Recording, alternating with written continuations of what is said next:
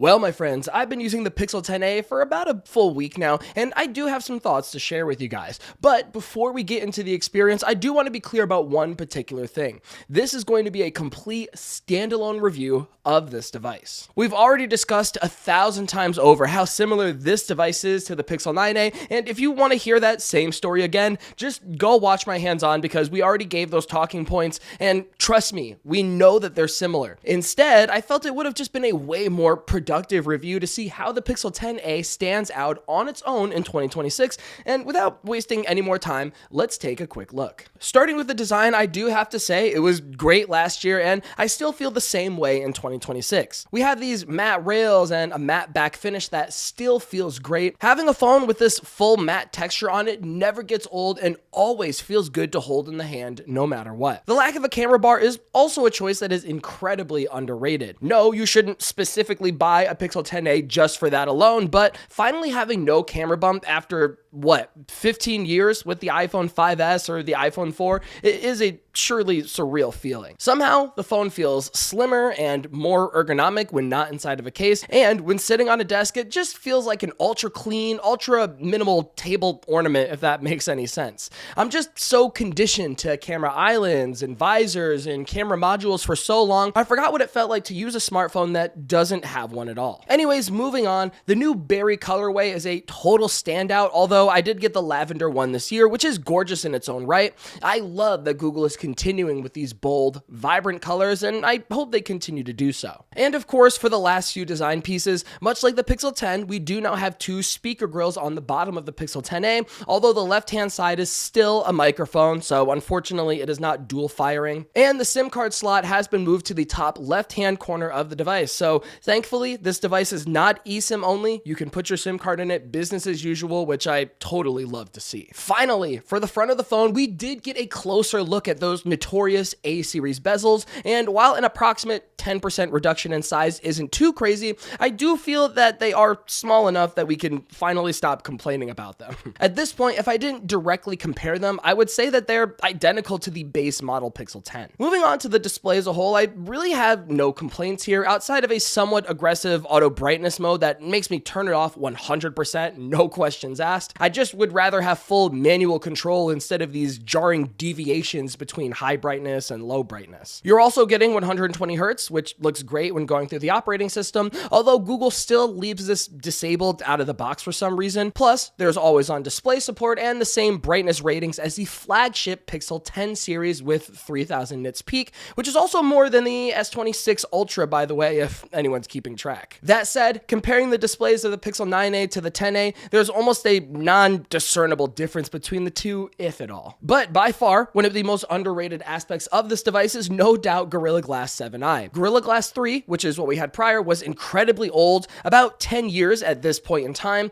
It also feels a little cheap and scratches easily. It picks up micro abrasions way too often. It was definitely one of the least premium aspects of previous A-series phones, and by contrast, Gorilla Glass 7i feels much closer to Victus 2 on the regular Pixel 10 series. No doubt, it's an actual tangible upgrade, even if you're not going to notice it for a few months in, or until you experience an accidental keys and pockets moment, which I do quite frequently. On the performance side, I haven't really hated Tensor chips since the G2 days, which were really rough if you ask me. Because of that, I find performance on the Pixel 10a is totally fine here. Even if there is a massive gap between this and the Tensor G5 in my regular Pixel 10, which there isn't, by the way, I haven't felt it at all. Everything from zipping through the operating system to gaming with Call of Duty Mobile to Google Maps and downloading a ton of apps. With everything so far, I've been perfectly happy, even though I couldn't crank the graphics as high as I wanted to in Call of Duty Mobile, which is still a shame, I would say. Even though the screen is 120 Hz, I'm lucky to get more than 60, and I'm not a huge fan of that. Regardless, this year's Tensor G4 is joined by the new Exynos 5400 modem that brings satellite SOS support, and more importantly, we do get improved cellular performance. You get a more consistent signal, improved efficiency, less dead zones, which means the modem isn't working as hard, meaning it stays cooler for longer, translating to better battery life. Still, it's the same Tensor G4 that we've known since 2024. It's not particularly exciting by any means, but for $500, it's more than enough power for what most people shopping for the A-series phones will actually be doing on their devices in the first place. Honestly, you should be way more worried about the 8 gigs of RAM in this phone for the long term, but for now, I haven't really hit any memory constraints just yet. The real downsides with this phone are all the things that you don't notice until you've actually used it for quite some time. For example, the built-in speakers are significantly worse than the ones on the Pixel 10. I use them mostly for podcasts or reading back lengthy Gemini prompts, and even then, they're extremely lacking. If I'm driving in the car and I have cabin noise, I have to turn the volume all the way up just to somewhat hear it clearly. Not a great experience in that regard. The haptics also, they aren't bad, but if you're firing off a long thread of messages, let's say, you're going to notice the high-pitched, cheap buzzing noise that you don't typically get with mainline Pixel phones. Also, I've definitely blinded myself multiple times in the middle of the night because of that optical fingerprint scanner. It just blasts your face with light, and it's, again, not a great experience. Next up is battery life, and while it's no OnePlus 15R with its 7400 milliamp hour silicon carbon battery, the Pixel 10a is at the very least outperforming my base model Pixel 10 in battery life, which was the case last year too, I will say. At this point, I'm averaging more than a day with my usual mix of social media, web browsing, and way too many podcasts, Reddit doom scrolling, and with that usage, I have more than enough battery for my all-day digital needs. On lighter days, I actually squeeze 2 full days out of this, which is nice. But the biggest letdown by far, and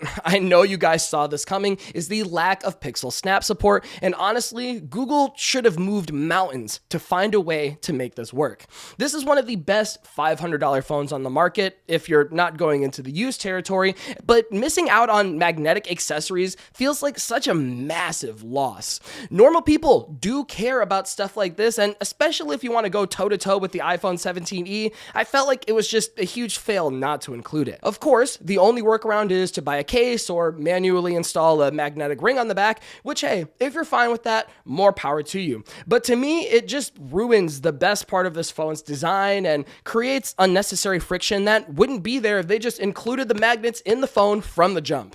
Charging speeds are also business as usual. It's unchanged from last year, so you're looking at 50% charge in 30 minutes before it starts throttling down. And hey, at least wireless charging is up to 10 watts, although without Pixel Snap, I feel like I've barely used it. And on the software front, this is kind of the most boring part because not much has changed. We have Android 16, it's clean, it's fine, it's your typical Pixel experience that is surprisingly light on AI compared to their flagship, so hey, maybe that's a benefit for you. Most people could probably uninstall the local AI models, gain 7 gigs of storage back, and really never notice a thing. While most users, maybe on the other hand, are just going to be using Gemini anyway. As for the camera, it's the same sensor as last year, and I do have the same exact opinion too. It's likely the best camera that you can get under $500, again, if you're not dipping into the used market. As you should expect, you're going to be getting those reliable, contrasty, pixel-like shots. Great low-light performance for the price, and that classic Google computational photography magic that handles motion blur better than anything else out there at this price range. I do think they tweaked some of the camera processing or the internal algorithm. Largely, a lot of my photos do look identical to the Pixel 9a, but I do notice that the 10a does have a bit of a warmer tone, which is definitely something I noticed switching from the Pixel 9 to the Pixel 10 series. Otherwise, performance is what I can see exactly the same, whether it's daylight, low light, nighttime shots, whatever. Alongside that, you do get a few new camera features like Add Me or Camera Coach if you're into that, but otherwise, this is a standard Pixel camera experience for better or for worse. At the end of the day, in isolation, the Pixel 10a is a great phone, no questions asked. It's reliable, I love the design, and it does the basics out there better than most, I would say. But does that mean you should buy it? Honestly, to me, it strictly comes down to whatever deal you're going to get. Between the 9a and the 10a, buy whichever is cheaper because they're both incredible in my opinion. Or if you can find a base model Pixel 10 on sale, spend the extra little bit, and that gives you more RAM, the Tensor G5 for more AI features, the flagship design, and most importantly, Pixel Snap, again, if you're into that stuff. Like I said, whichever one of those three you can find at the best possible price is going to serve you well, but for $500, the Pixel 10a is a good, albeit a bit boring of a device. That said, let me know what you think down in the comments below. This was just a quick early review after our 1 week with the phone, but now that it's fully out, how are you feeling about this device? What improvements would you have liked to see, if any at all? Please leave a comment and let us know your thoughts. In the meantime, this has been Jordan Floyd with 9to5 Google. Thank you so much for watching, and I'll see you in the next one.